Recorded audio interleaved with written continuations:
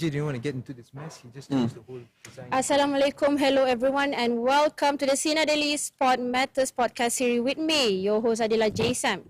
The Sport Matters podcast is a space where we discuss issues related to sport, both in front and behind the scene. In the previous episode, role of politics and advertising in sport, we talk about how to modify the way we build new strategies to boost Malaysian sport performance. And for today's episode, Error in the System, we have two more guests who will share their insights. Before I introduce them who wants to win RM200 ringgit of Ehsan vouchers, this is brought to you by our telco partner, Red One. All you need to do is collect 3 keywords throughout this episode. I'll be mentioning one by one, so make sure you sit tight and stay with me till the end. As I said earlier, we have two incredible guests in the studio today for our discussion, Error in the System. So let's welcome our two guests, YB Syed Sadiq and Mr. Harish. How are you guys? Very good. Yeah. Good. Yeah, good and handsome. Oh, thank you. I think referring to Harish lah. I just found out Harish is 10 years older than me You today. have to rub that in online. Okay, you look young. I thought we were all the same age. Young and handsome. So that's why I'm nervous right now. Okay, so welcome to the Sinar Daily Sport Matters. Okay, how about you tell us a little bit about yourself, your favorite sport? Yeah, I know, but audience maybe want to know. Sure. You too, and also can you share your currently do to keep your life active and well? Yeah. Harish, you want to go first? Harish, Okay, maybe sure. skincare routine. Get that a lot. Yeah, so As well. definitely no skincare routine prescription here. I change it all the time, so not the best of example. But for sports, I like doing a lot of sports. I love doing it, doesn't mean that I'm great at it. Yeah. So whether it's badminton, futsal, cycling, football, but every week I have a set schedule. So I must do my cycling, badminton, futsal and football. So different nights. But just because I do a lot again, doesn't mean I'm great at it. But I love keeping myself fit so that I can eat as much as possible after. All right, that's cool. So are you plan to be competitive? Sorry, I wish I could. I have to say that that's the right spirit. Yeah. Janji What? Buat je. Janji bersenam. Lepas tu makan kau-kau. Tak apa. Oh, Tapi itu janji memang. bersenam. Betul. Dia lepas kita cycling malam ke atau main bola sepak malam, pukul 11 letak kena pergi kat mamak dan makan. Yeah. So how many kilometers you go for cycling? Cycling depends. Selalu kalau dekat Bukit Tungku maybe 30-40 km. Kalau pergi dulu dekat Kuala Langat, tu mungkin lebih lah, 50-60 km. But not as intensive as many cyclists I know yang pergi 100-120, yang pergi rentas negeri. No. That's not my level lah. Okay. Itu tahap Alif Sata kot. Alright. Okay, how about you, Arish? I grew up playing quite a number of sports. But it's just that I found this newfound love in mixed martial arts. Oh wow. In 2019. So what happened was, sorry, I'm supposed to talk to them. So what happened is that just a little bit of history. 2213 actually organized a mixed martial arts match, and the proceeds was actually given to the National Press Club of Malaysia's Journalist Welfare Fund. You organised it? So we organized it. Yeah. I trained for 8 months. Fought my own coach, who is a professional fighter. Got slammed. So you fought your own coach? Yeah, for my In a own coach. competition. So we were just breaking boundaries. That's our tagline anyway. People's perspective. So we So I bottom line, I got slammed, but not complaining because we raised 31,000. That's amazing. So it was given to the National Press Club. Do you still practice today? So, yes, however, COVID really disrupted the whole thing, and it's very sad because COVID also saw the amount of mixed martial arts coaches forced to quit what they love to do to end up doing something else altogether. So I've got, people who are into the printing business, driving Grab and so forth and so on. So basically to answer your question, that pretty much is what I do. But one thing I still do until today is skip. Skipping. I still skip. Oh, skipping. You like skipping? Okay. I still do it. Is it with the No fancy moves. Yes, no fancy. I still can't master all that. No fancy, but I still do it. Yes. Yeah. Yeah. Okay, alright. That's what matters. He's very healthy, very fit, 41. Yeah, it's very compulsory. You have to rub it in again. Someone's having a field day. We've got what, 55 minutes on the show, right? Okay, well, I'm excited to go to know more about you guys. So, SEA Games is over.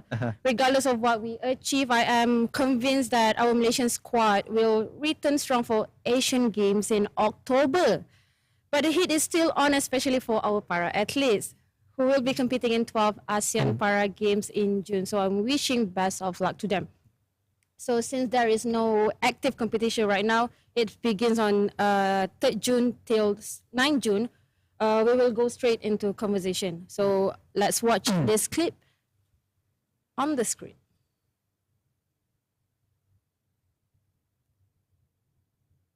Can we see the clip?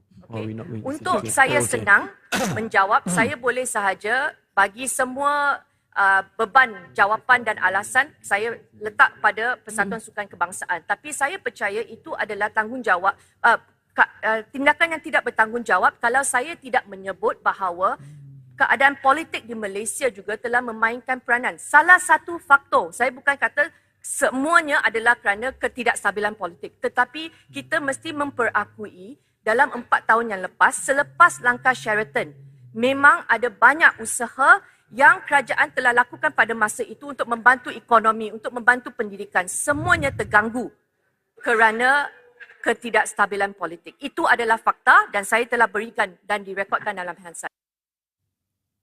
So on May 25th, the Youth and Sports Minister Hannah Yeoh said 220 athletes were affected due to Sheraton move, the political move to topple the government at the time. She said after the change of government, it was found that the presentation of 2022 budget did not allocate funds to the podium program, which caused athletes to be unable to continue training. She explained that the matter had caused the National Sport Council to organize the athlete preparation program at the time in preparation for major sport events such as Olympics, SEA Games, Commonwealth, and many more. She's added that it caused MSN to allocate and use internal allocation to ensure the athlete trainings allowance and coaches' salaries continued without delay. YB Hannah also highlighted that because of the continuous change of government, there was continuous change of youth and sports minister as well. The games may be over for now, but the drama continues. And that is why we will be discussing the error in the system in today's episode. So I want to ask both of you, what is your thought about YB Hannah Yeoh's statements? Why are you asking first? Me, okay. I mean, I'm of the belief that we need to give a little bit of room and flexibility to the newly appointed minister, because to be fair to her, she's just in a job for about 6 months. And obviously to build a good system, policies will take a little bit of time. However, I'm also of the belief that building strong sports institutions should last and supersede personalities, whether they are ministry officials, ministers, including presidents of sports associations. If you look at some of the most successful countries, yang berjaya adalah apabila walaupun ada pertukaran kerajaan, kepimpinan, sukan di peringkat persatuan, negeri ataupun kebangsaan, atlet di negara tersebut tetap berjaya. Lihat sajalah semua pemenang-pemenang pingat di peringkat Olimpik. Tukaran apa pun mereka tetap akan berjaya. Tapi itu pandangan lebih ke hadapan. Sebab itu saya rasa bagi prestasi sukan SEA ini tidak boleh melambangkanlah kebolehan YBM Hannah Yeoh kerana dia pun baru ambil alih portfolio ini. Cuma cadangan saya untuk kehadapan, tukarlah kerajaan banyak kali pun, selagi isu hakiki iaitu isu peruntukan sukan itu tidak diselesaikan, agak sukar untuk kita hadapan. Tadi kita dengar salah satu masalah yang dibangkitkan oleh YBM Hannah iaitu pada tahun 2022 peruntukan bagi podium dikosongkan dan hanya selepas 3 bulan merayu baru dapat kabinet luluskan. Saya ingat perkara sama pun pernah saya lalui walaupun tidak dikosongkan tapi diturunkan, khususnya apabila special draw was withdrawn, isu judi haram, kerana realitinya 10% daripada I think revenue or profit Sports Toto diperuntukkan untuk kegunaan MSN, and it was half dia, dikurangkan dalam 15 juta ringgit campur lagi satu 5 juta, so in total about 20 million ringgit.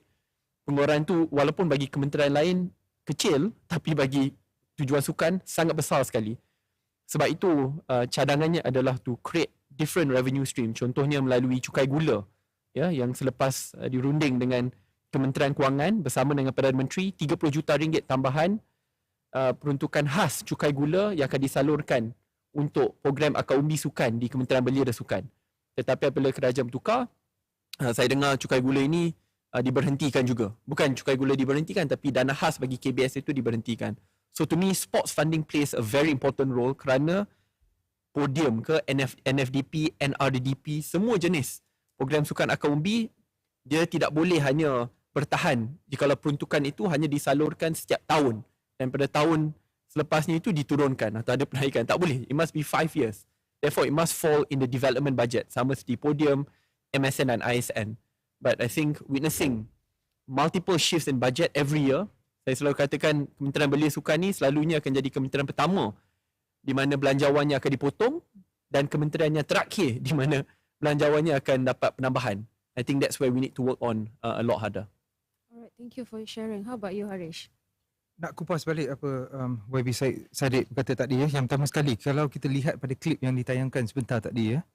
Yang pertama sekali, apa yang diperkatakan oleh YB Menteri Belia dan Sukan ialah ya, dia beri statistik dan sebagainya, tetapi I would like to understand where she's coming from. Tetapi the contoh, example di mana apa yang berlaku untuk bajet podium program itu bukannya kerana political instability. Tak ada kena-mengena langsung. Ianya berdasarkan pada apa yang telah berlaku. To me, it was a massive oversight. Benda tu sepatutnya ada dalam bajet. Betul. Tak tahu macam mana diorang boleh lupa tentang benda tersebut Dan dipulangkan selepas tu kan. and then dia bukannya you bentangkan bajet lepas tu bajet tu terus akan pas. Dia you bentang bajet, you akan dengar. So sepatutnya somebody should have red flagged it at that time. Tapi ia tidak berlaku. So pada saya yang pertama sekali, ia bukannya berkenaan political instability ke apa-apa. Ia ni berkenaan dengan oversight. Massive bubble lah, so to speak. Okay. Yang kedua, berbalik kepada klip tadi. Klip yang ditayangkan hanya berkenaan apa YB Menteri berkata, tapi tidak apa YB mantan Menteri berkata.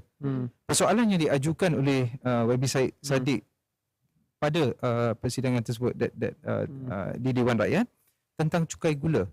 Very interesting because a lot of people have forgotten about that. Oh.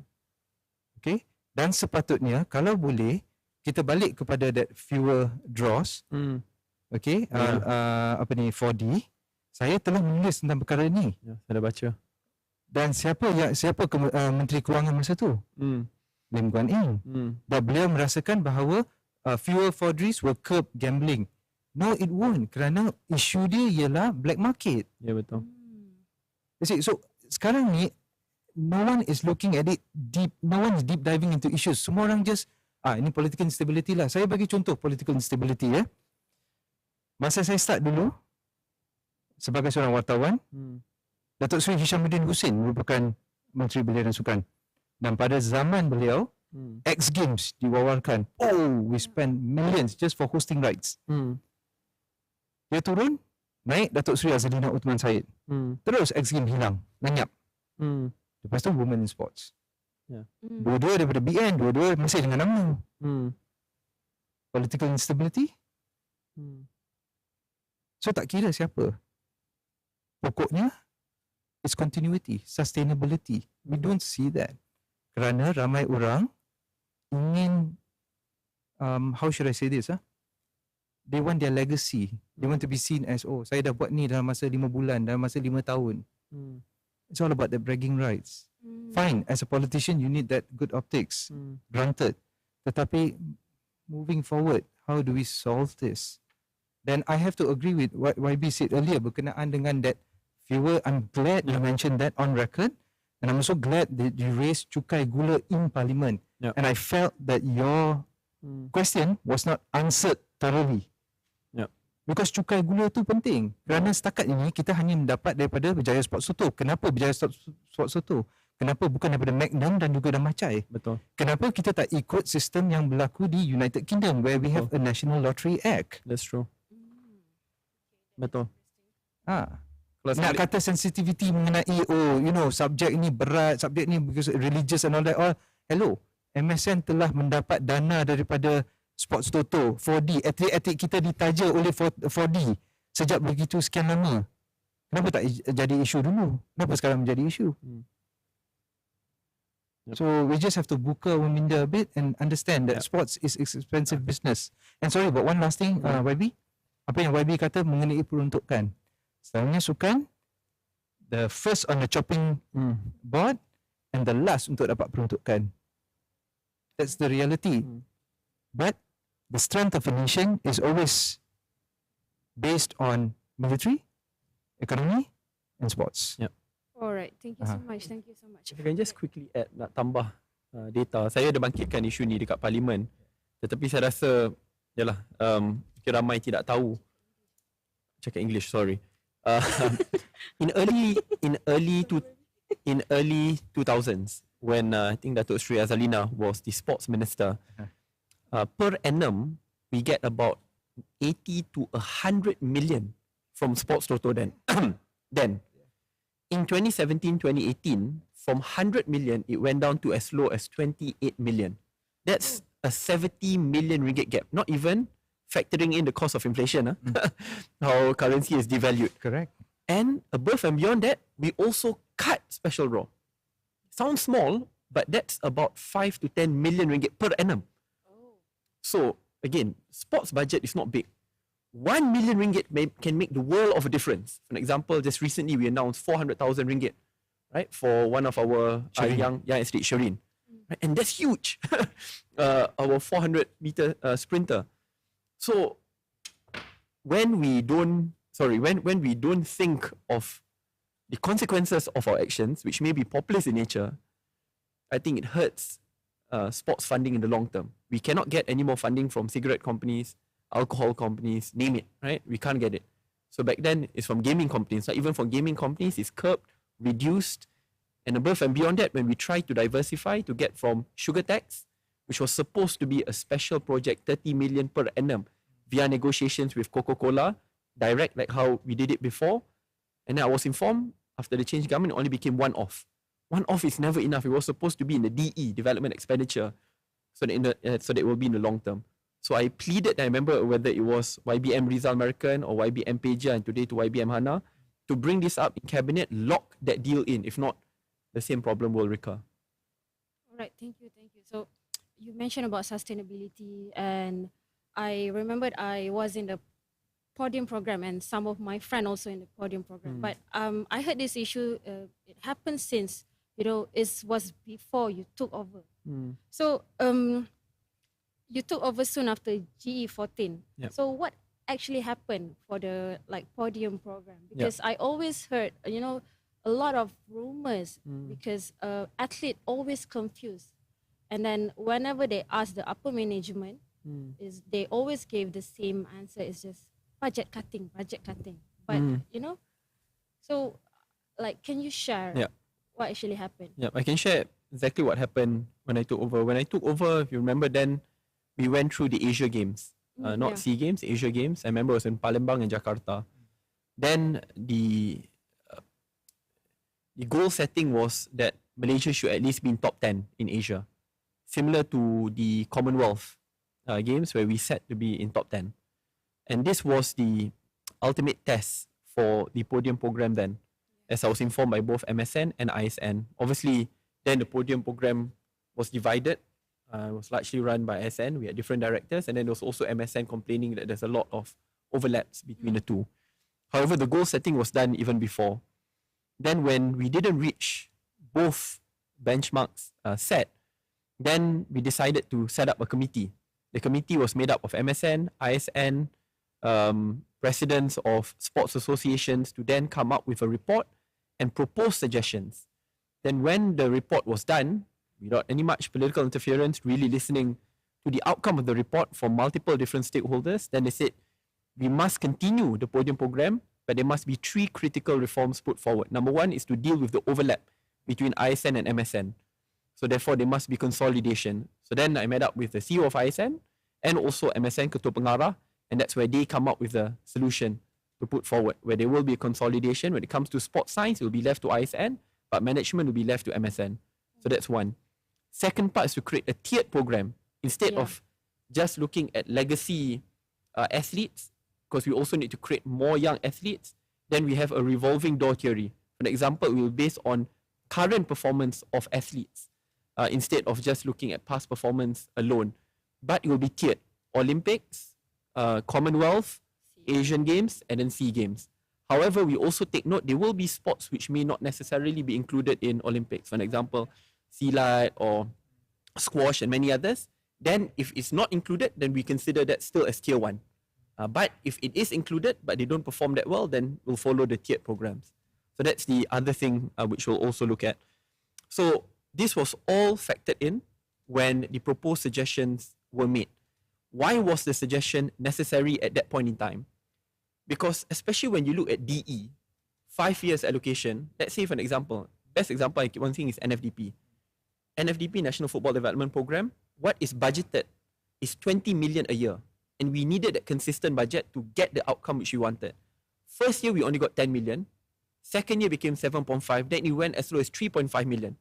What's the problem then? Then we had to reroute or find different sources of funding to cover the loss in funding there. Similarly, when it came here, Podium, which was a great program, promised 5 years budget, should be included in DE, but then every year, the budget kept on getting reduced. Then where do we find that funding? That's why you see in 2022, you must find from internal source of cash. You have to take it from different departments, agencies, associations, and that's really bad because there's no consistent sports funding. So not only was the budget reduced, as I shared, populist moves. For example, when special draw was taken by half, sounds small, but I remember I brought it at cabinet. I said, if you want to reduce this, KBS will have an impairment of 5 million ringgit. 5 million sounds small, but as I said, 5 million can guard the interest of 50 athletes, high-performing athletes. They said, okay, we'll make sure you'll get it. When the budget comes out, it wasn't there. And what's worse, we no longer had the additional funding. As I shared before, early 2000, 100 million a year, which came from external funding, which is Sports Toto. Then it went down to 28 million. And then we had to tighten up laws which deal with judi haram or illegal gambling. Immediately went up to 45 million. That 15 million difference from 2018 to 2019, which could only then be inculcated in the 2020 budget, made the world of a difference. Then when we got the sugar tax, that was 30 million ringgit. Finally, we could plug the loophole in a lot of our grassroots funding. Before this, we wanted NFDP, NRDP, NHDP, and many others, hockey, football, track athletes. Again, I agree with Harish, as we discussed. First ministry which will get the budget cut is sports. First group in sports which will get the budget cut are young athletes. But they don't have the brand name, right? So they will be the first one. So that's where the 30 million ringgit was dedicated to help the young athletes, because they are the ones who will be the first one to get their budgets cut. So it was meant there. So I think there's one quick win which this new government can do is to ensure we lock in that 30 million annual DE for young athletes. So even if government changes, we have that sustainable source of funding, which is not reliant only on the budget of the year. All right. Thank you for your sharing. So there is more to unravel in our Malaysian sports system today. We're going to take a short break and we will return immediately. Take 5.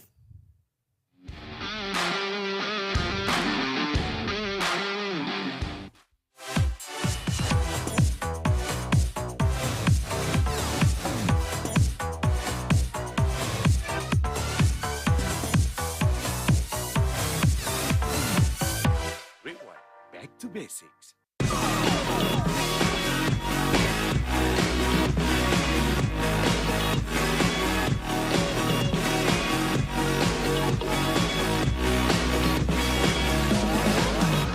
Rewind. Back to basics.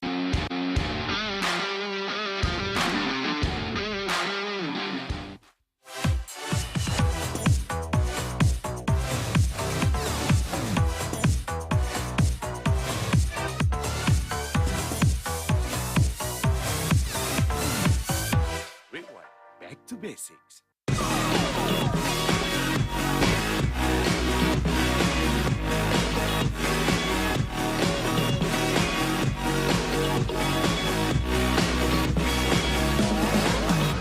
Rewind.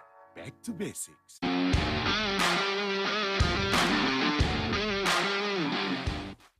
Dan mengendalikan judi. That's one. Hi, welcome to the Sport Matters. Alright, we will discussing more about error in the system with our two guests today, YB Syed Sadiq and Mr. Harish. Okay, I think for the first block, the conversation is just heating up. Okay, so let's take a look back at the SEA Games, which has been called the worst performance ever. So, for both of you, what do you think happened? What exactly came to to make this just the worst performance ever? You wanna go first, Harish? I went first. I'll answer later. I think the misstep happened when not we as in the ministry announced the 40 gold medal target. Yeah. I think I've said this repeatedly. I think the number itself was bullish. And why? The justification is very simple. I think I'm repeating myself over and over, but I have to say it again.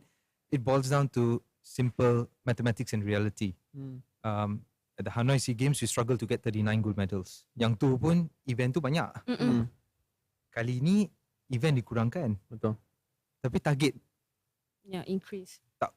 So, it's illogical. Yang tu yang pertama. Yang kedua, Hanoi was not like 2 years ago. Was exactly a year ago. So dalam masa setahun nak, what difference would you expect? Yeah, I think everyone is just on too much of Kool-Aid.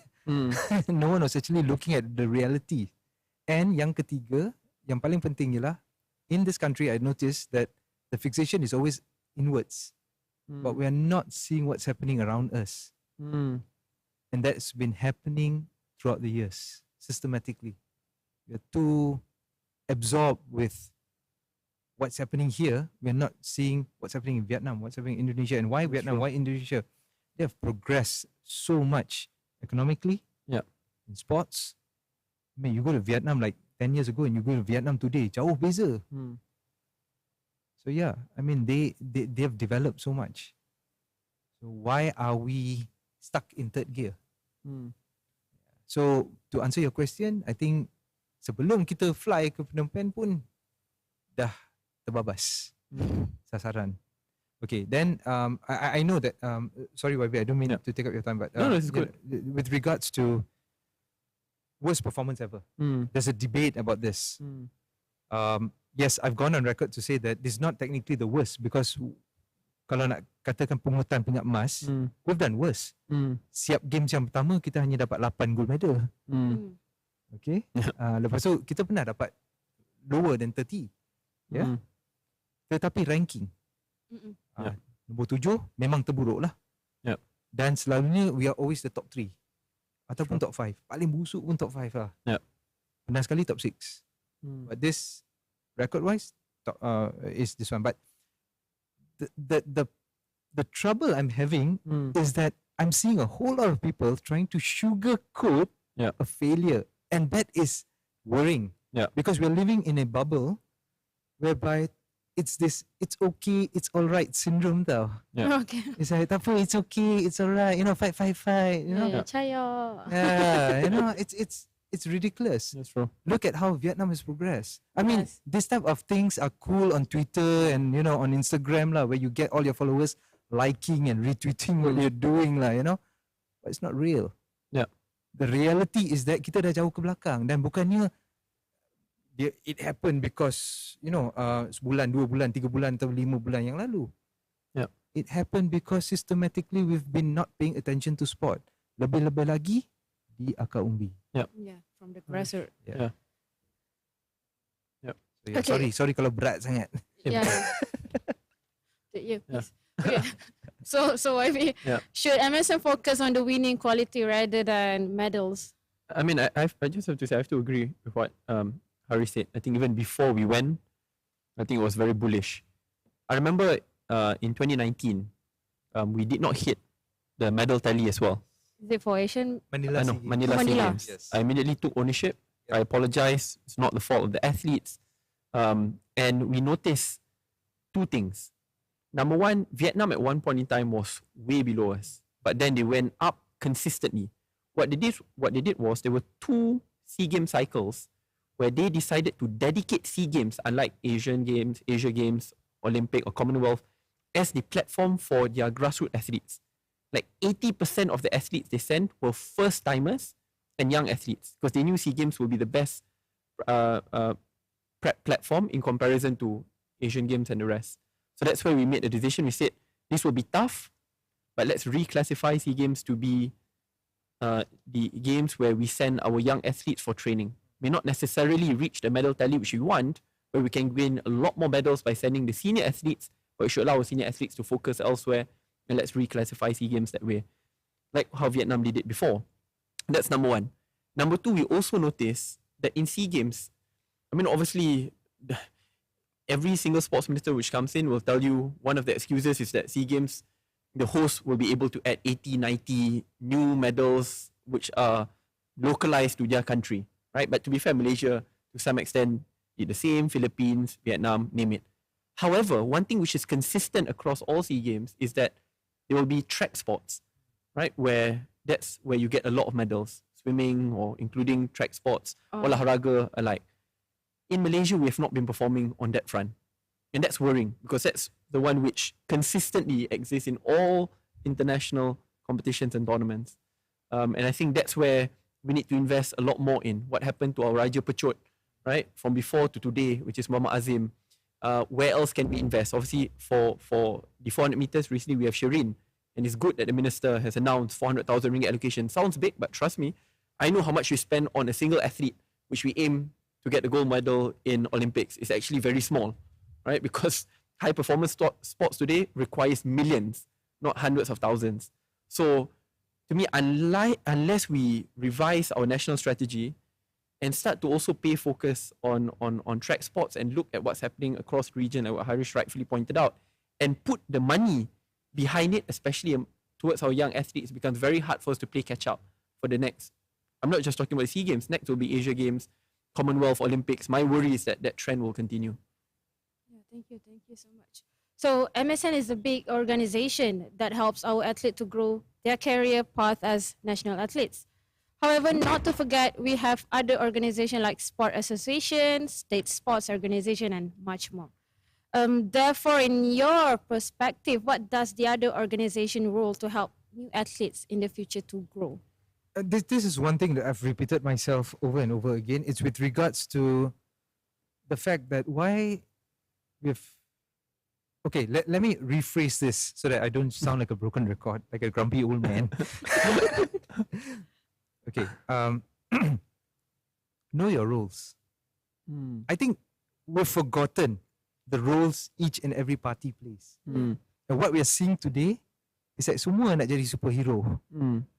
Tapi tak tengok pada tanggungjawab mereka terhadap diri sendiri, terhadap ekosistem mereka, their purpose in the ecosystem, dan how we can move forward. Sebagai contoh, the whole conversation daripada pukul pukul 1 tadi, asyik kita mention tentang MSN, betul tak? Tapi kalau kita tengok pada akta, kita tengok pada objektif MSN hanya merupakan the funding arm of the Youth and Sports Ministry. Yeah. Okay, kita balik pada Youth and Sports Ministry. Kita bercakap tentang elite athlete, mereka kena jaga sebagainya. Sebagai seorang pengundi, as a voter, I would like to know, and as an average man, clearly not an athlete, I would like to know how I, as a voter, and my 7-year-old boy, as a son of a voter, will benefit from the Youth and Sports Ministry. I don't see that. Because all the conversations are just top heavy. Now, is that wrong? I'm not saying it's wrong, but I'm saying that priorities, know your role. So, berbalik to your question. The rightful owner of the sports is actually the sports association.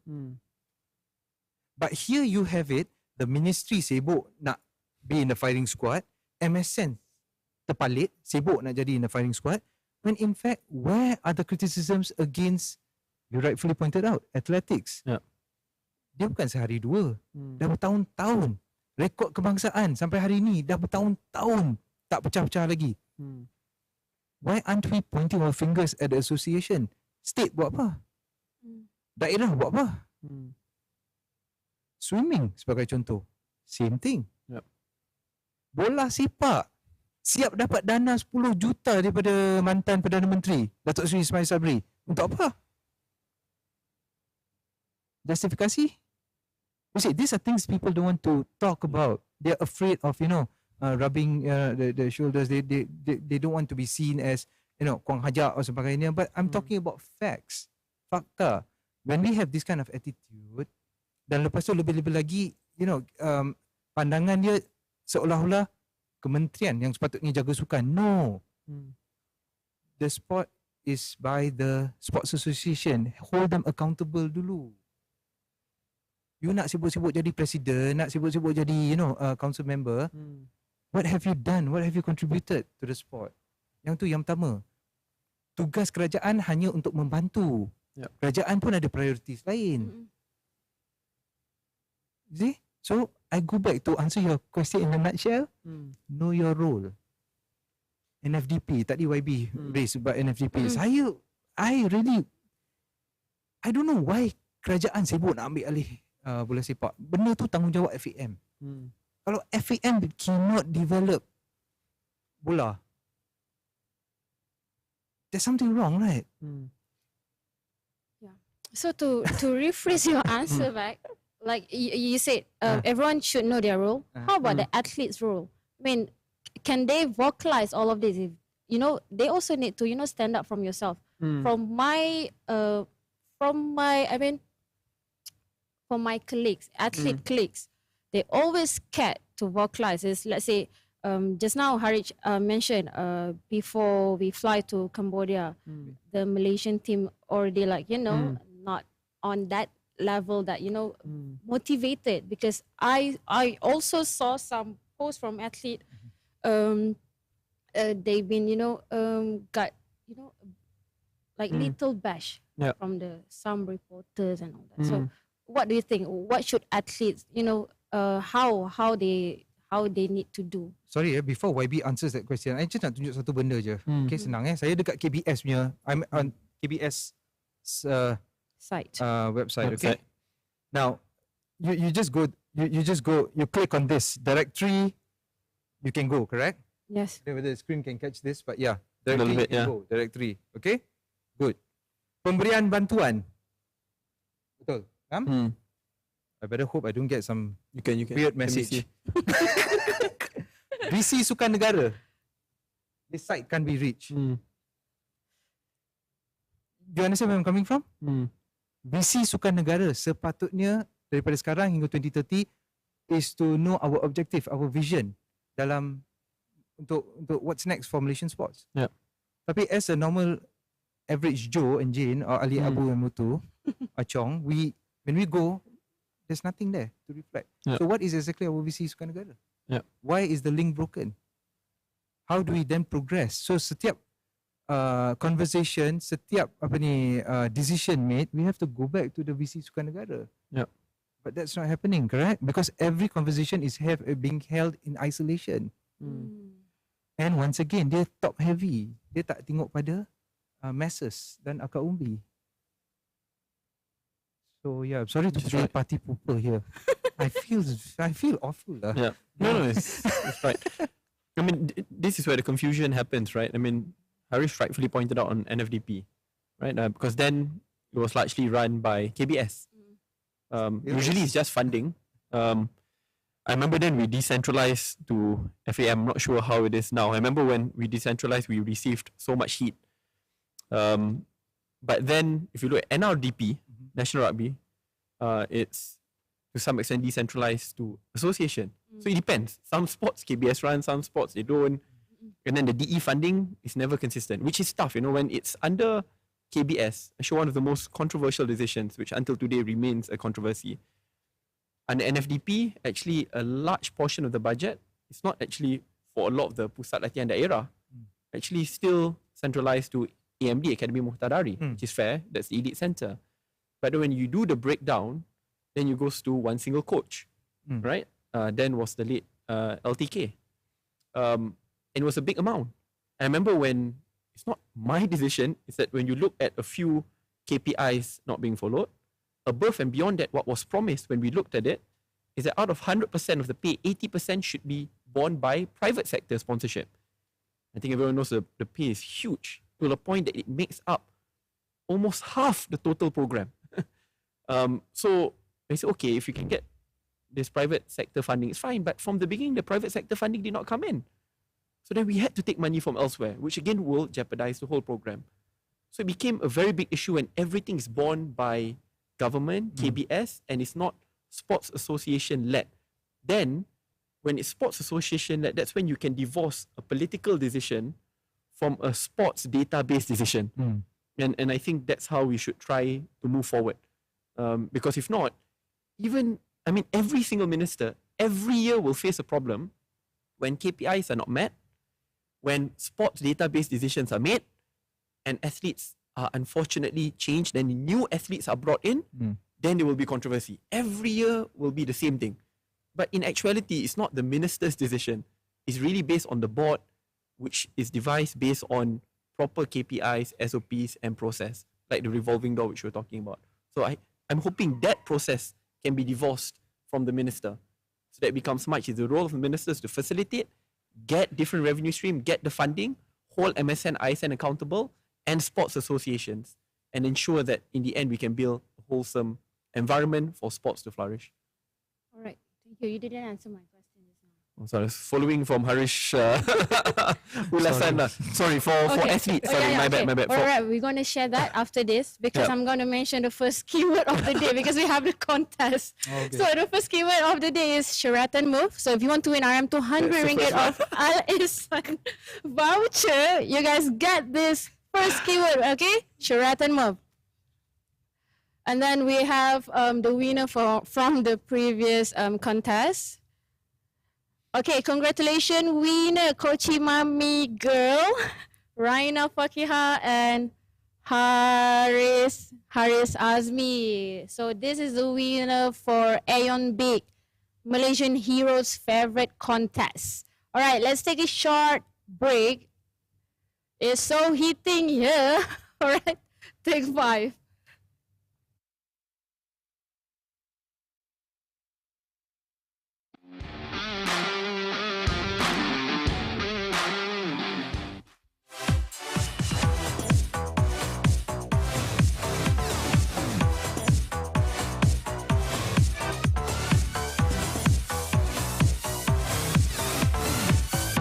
Rewind. Back to basics.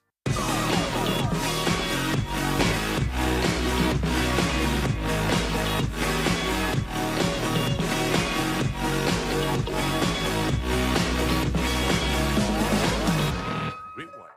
Back to basics.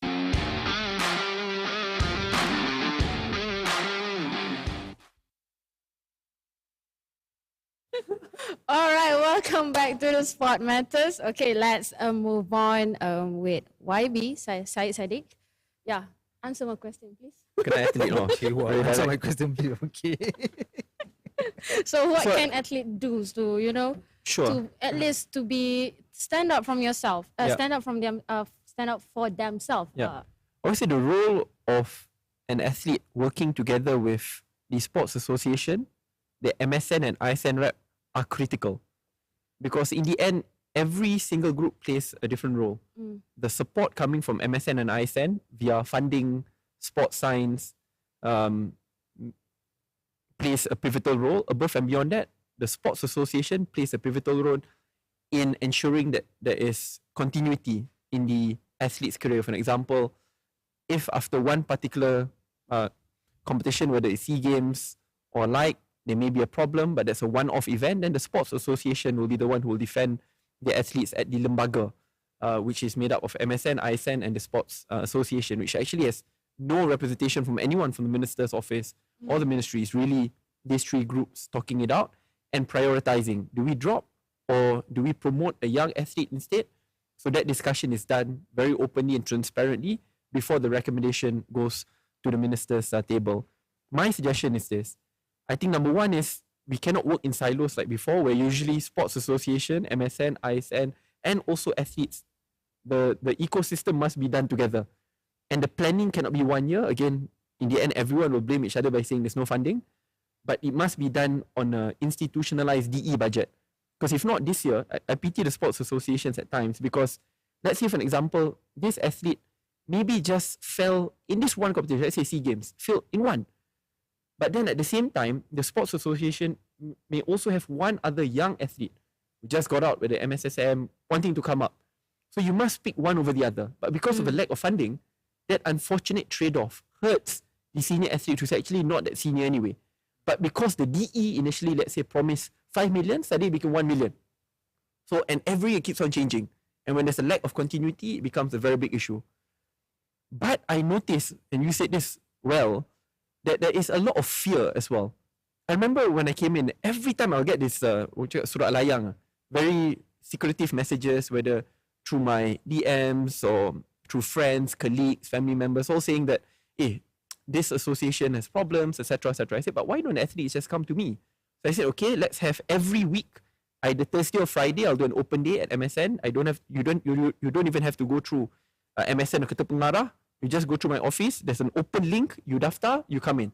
And only then I realized a lot of them were very afraid to share very basic things. Yeah. You know, I mean, basic sports equipments which don't even cost millions, they do not have, right? And that's where I noticed there's a big gap between what is announced by me in government's budget and what actually trickles down.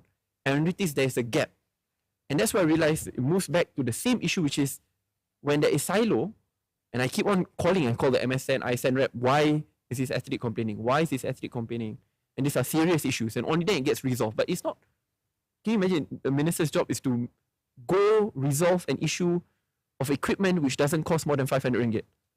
Right? In actuality, if at the grassroots it worked, they worked together, Persatuan, ISN, MSN, and the athlete, this issue could have been resolved and troubleshooted from the beginning. So I think that issue must be resolved, and there should not be fear in voicing out concerns, but to expect every single athlete to think of, I need to think of voicing out concerns is also a problem. That's where sports association comes in to be the first defense for athletes in defining their future. All right. Talking about voicing out, it's happened to, I experienced once before. One of my colleagues tell the real situation to somebody in upper management, but end up got bashed and got kicked out from the team. Got bashed, Yeah. even though it's still in private. Oh. So, we cannot trust anybody in the team as well, because, anyone, if you say that and everyone wants to play their role, you always have to be careful because you don't know who wants to stab you in the back. So, back to you, Harish. Regarding the slogan, Hala Tuju Sukan Negara, what do you think of our precious young athlete future path? As we can see, they contribute medal and points, and even some of the athletes that contribute points to qualify to Olympics does not go to Olympics, but other person go to Olympics. Then, is there any tujuan for the both Sukan Negara and athletes? Okay, I just want to wade in a little bit with regards to fear of voicing out. Yeah, I think that fear has been around for the longest time ever, even before I started journalism.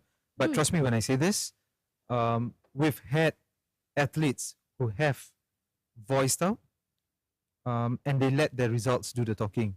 Irfan Samsudin is one. He's been very vocal, but he's still in the programs. Yeah. He's still there. He's still winning medals. So yeah, I mean, it boils down to the athletes. I think it's the same in a work environment as well. You've got some people who just nak cocok dekat belakang, setengah orang tu berani bercakap.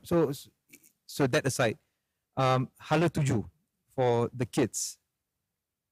The Hala Tuju will be bright if we start concentrating on sports in schools. Now, correct me if I'm wrong, but you were like a temp teacher or something like that at in Putrajaya, was it? Yeah. A long time ago. Yeah, Precinct 9. Yeah. Yeah, okay. You were in school. You saw how PE or how sports is conducted in school. You talk to our parents. I'm not that old, by the way. You talk to our parents. they will tell you that school sports was held at the end of the year. Yeah. Betul tak? Uh, November, December. It's not the same anymore Why? as my era. Why? No, all of our era. I'm part of our era as well. Okay, please, all of our era.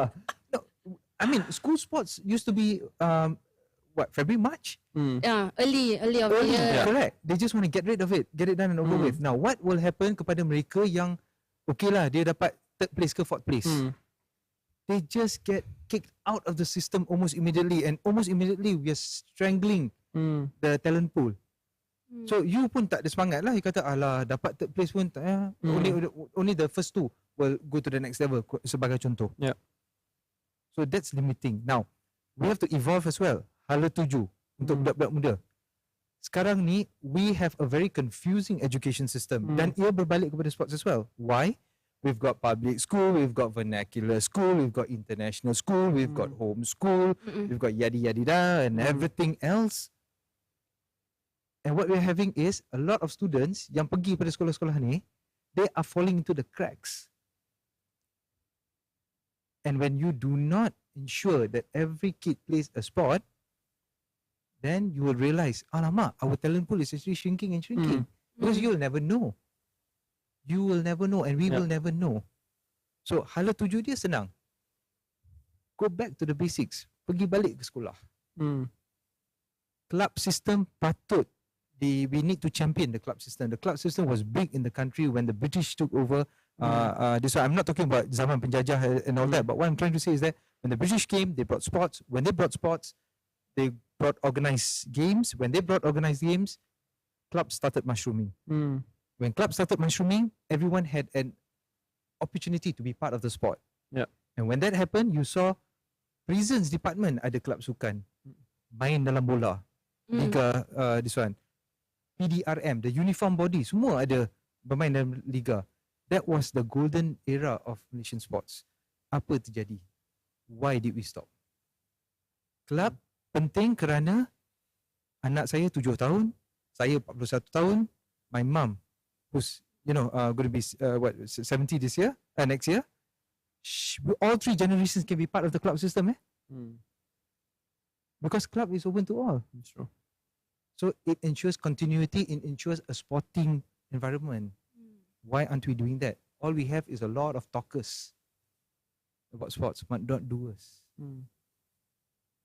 Sekian, terima kasih. Thank you so much. Okay, back to you. Because you mentioned games. Okay. Did I answer your questions? Yeah. And then, okay, when it comes to developing potential in sports, what makes you believe that e-sport should be treated as the same as regular athletes? Completely different issue.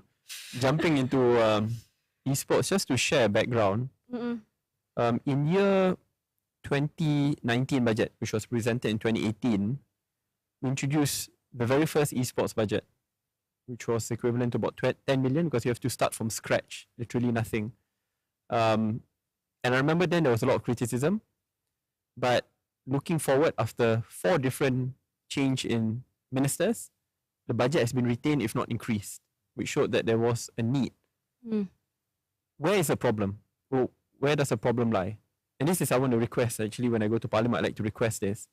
I want for there to be an auditing and for the government to display where the money went. Because I'm very worried. I remember when it was first given, it became a problem because initially we thought it would go to KBS, then it went to Kementerian Komunikasi and Digital. It went to MDEC. Correct, under MDEC. MDEC. So it took months before we can negotiate for the budget to be shared. And when we negotiated, change in government happened. Okay. Then we were informed that the money was allocated to Impact Malaysia instead. Impact Malaysia back then was IM4U, then became esports. Okay, good or not, that was the decision of the minister then, which is fair if it's run properly. So now, every single time meet up, whether the sports associations, the athletes, industry players, they kept on asking, like, every time meet up, do you receive any help? No.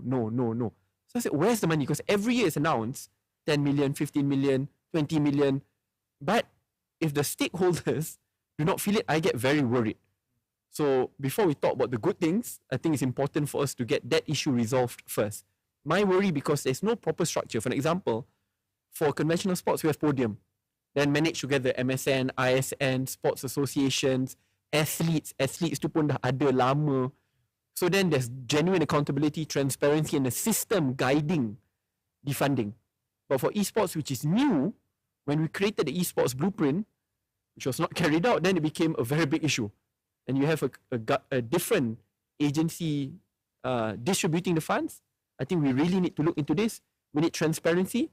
If there's no wrongdoing, no problem, but don't be afraid to share it so that we know the decision-making process which led to the distribution of the funds, and then we can do an impact assessment whether it works or not. Because if it doesn't work, then we have to be fair to other sports as well. That's one. Two, very briefly, does it make up, a normal sports? I think this issue is largely answered based on the progress of esports, right? Previously not recognized, now recognized. The fact that 15 million Malaysians to some extent partake in the sports also shows its national significance. Back then it's only in SEA Games, now also in Asia Games, and the discussion happening in Commonwealth. So I think there will be a progression. Should the Malaysian government cut sports funding from other associations to allocate to esports? No. That's why it must be a separate budget. And that's where the discussion came in. It shouldn't be a reduction of other sports budget. It should be a new budget, which to be fair was allocated to MDAC. Right. And that's where it was allocated that way. But tying it all in together, why was the discussion of esports very important? Because at that very moment, we were close in securing an investment from Razer. And they did open up their office, 200 Malaysian staff hired in Bangsa South. We were in talks with Sony and Tencent to move their centers in Malaysia. So the multiplier is huge, because once the Malaysian government signals to the global community that we will be the leader in Southeast Asia when it comes to esports, that's when Dota Major came down, organized here in Malaysia. That's when many other, not just international sports competitions are hosted in Malaysia, but at the same time, not just esports, which is from an element of sports, but the industry comes in as well. And that's where you have many jobs created, whether they are streamers, players, private sector sponsorship, digital advertising coming in as well. That was the purpose of building the esports infrastructure in Malaysia, so that at least we can become the anchor in Southeast Asia. Have we reached that goal? I think definitely not. And that's where I get slightly worried when I hear the budget in the end is just spent on organizing internal competitions lavishly, but in the end, you don't get the high performance, accountability, transparency. So the final case is this. If we hold our athletes, our Paralympians to account when they don't achieve ABC, then you are put on the chopping block. The same should be for esports. It is unfair when they are put on a different standards, no accountability and transparency in the distribution of the funds. I think that's where there should be greater scrutiny so that we know what has happened for the past 3 to 4 years. All right, thank you so much. All right, guys, let's focus on the second keyword of the day, sports system. So make sure you got all 3 keywords for this episode and drop at the comment section box, okay? Let's move to the next question, YB. Okay, there was a time when you target aims for Malaysia to be one of the e-hubs. E-sport hub. Oh, okay. Yeah. E-sports hub. So do you think gaming can be a career? And what can you nurture the interest of youngsters in gaming? Because I also got playing games. Yeah, definitely. I mean, that was the intention. We launched the first blueprint in 2019.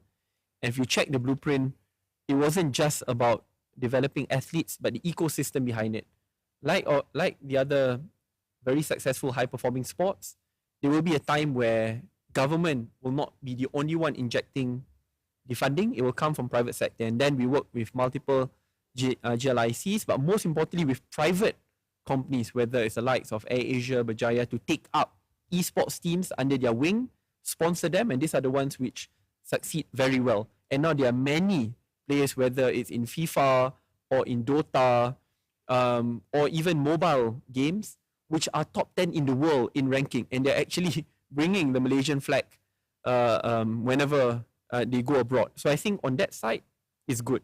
But again, the success of creating a hub is not just about having a handful of athletes, but it's about Malaysia hosting the best of competitions. It's about creating the ecosystem and infrastructure about it, whether it's about streaming, digital advertising, coaching, talent pool, all of that will come in, And I remember then it was up to school level. We have our MSSD, MSSN, MSSM, and then it goes to universities, etc. That was the plan.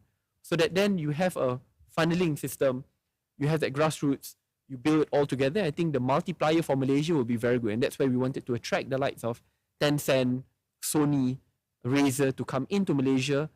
At least we become the focus in Southeast Asia.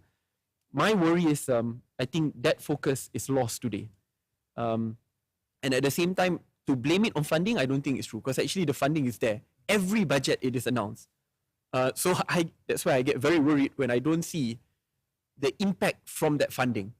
And I stress once again, if we give 10 million ringgit to FAM, we know how to, whether it's tracked or not, it's a separate issue, but at least we can look at the performance. We know whether ranking, etc. Malaysia, do we do the same?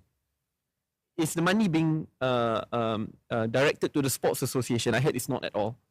So it goes somewhere else. So all of this must really be looked at, because the same accountability we put for other sports should also be afforded here as well. If not, it's unfair for other athletes. All right, thank you. Sorry, I need to jump in, because I feel like this uncle sitting by the side, not understanding what you guys are talking. But truth be told, esports is actually very easily relatable to all those who grew up in my era. And I'll tell you why. People are playing Valorant today, correct? Yep. We were playing Half-Life and Counter-Strike. Oh yeah. Okay, about same lah. Play. Okay. You see? Okay. So we were there. We were hooking up from dial-ups to in offices whereby the internet was more stable, to connecting all the PCs, to playing, having Counter-Strike nights. Okay? FIFA. We were there when the first FIFA was out. We saw the progress. In fact, we had a debate. FIFA or winning 11. Yeah, that's true. You see? What I'm trying to say here is that a lot of us now are parents. Yeah. We've got kids. So it's easier to talk to us to try and explain what esports is all about. And it's not just about gaming. Yeah. It's about the industry. It's about the spillover effect. It's about the job opportunities it creates. It's easier to talk to us. Perhaps not to our parents, who may just go like, what's this? But that's not happening. Those conversations are, once again, we are too top heavy. Dana ada, banyak ni nak buat tu, tapi those conversations are not trickled down to the akar umbi to convince parents why it's okay as long as you monitor your child's screen time, as long as they go out and exercise an hour a day, it's as long as they do their homework, there is an opportunity. So those conversations you need to, and it's easier because you've got a market or a market of parents who understand what esports is about. I mean, you want to sell esports to me, it's so easy because I'll be the one competing against my kid. People talk about, Minecraft and all that. Dude, we played Sims, across the board. GTA. Not the political GTA, but, the Grand Theft Auto. We were there playing from the first one to, whatever. So, we would love to connect with our kids in that way. Yeah, but like I said, those conversations to start from below. It's the same with Safe Sport Code as well. I don't need to digress, but a lot of conversations were held at the top, but they were not trickled down below. Why it's important at the lower levels. So every decision we do moving forward, we need to get the buy-in from the below dulu. Okay. Yeah. All right, okay, let's focus on the third keyword. Okay, there's a lot of things, all right, today. Okay, let's focus on the third keyword of the day, para games. Okay, for the first one is Sheraton Move, and then sports system, and para games. Okay, let's talk about para athletes. We want to, okay, we announce the winner first. Okay. From the already a previous winner. episode. Actually, we have 2 contests on every each of program. Okay, congratulations to Izwan Shah for winning 200 ringgit voucher from Al Ehsan. Mesti seronok dapat shopping. Okay. So before we end, do you guys want to send any message to our para athletes that will be competing in Para Asian Games in June? I mean soon. Yeah. I mean, I definitely would like to wish them all the best. Not just the likes of Ziad, Latif, Rezwan Puzi, Charlie Cow, which are already to some extent the top of the world, but also the young upcoming athletes. And I know many of them. And this will most likely be their first international exposure. So this will really be their opportunity to build their names and legacies at the international arena. I hope that the pelapis will be a lot more, as we have been investing for the past few years, and hopefully we will do much better. Thank you. How about you, Harish? YB said, wishing them all the best. I would like to tell them, no, do your best, break records, and make your family and your country proud. Yeah, yeah, I think that's it.